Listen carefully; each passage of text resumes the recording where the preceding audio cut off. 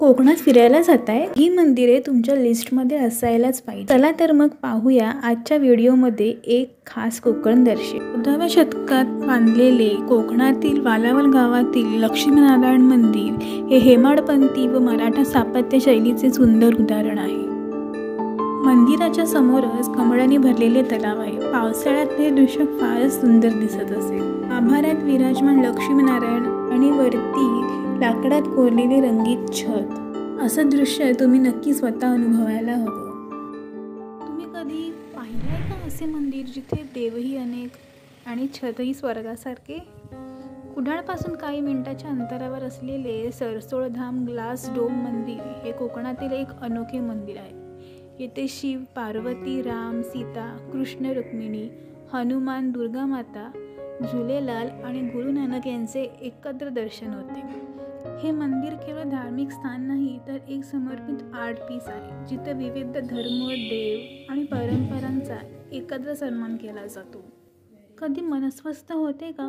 गोंगाटाच्या दुनियेतून शांततेचा क्षण शोधताय का?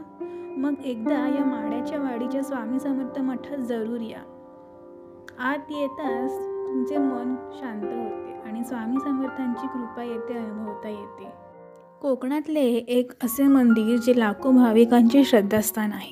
श्री परमपूज्य वासुदेवानंद सरस्वती टेंबे स्वामी महाराज मठ, जो दत्तगुरू मंदिर या नावाने सुद्धा ओळखला जातो। शांत जागा आणि भक्तिमय वातावरण। श्री दत्त मंदिर माणगावला एकदा तरी भेट नक्कीच द्या। तुम्हाला माहीत आहे का, शिर्डीहूनही पहिले साईबाबांचे मंदिर कोकणातल्या कुडाळमध्ये आहे। रामचंद्र मडये यांना स्वप्नात साक्षात्कार झाला। साई म्हणजेच दत्तगुरू।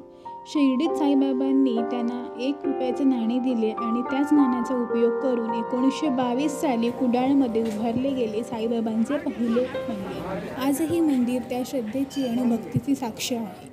या 5ही मंदिरांमध्ये काहीतरी खास आहे। कोकणातली ही मंदिरे केवळ देवदर्शनासाठी नाहीत, तर मन, भावना आणि इतिहासाशी नातं जोडणारी ठिकाणे आहेत।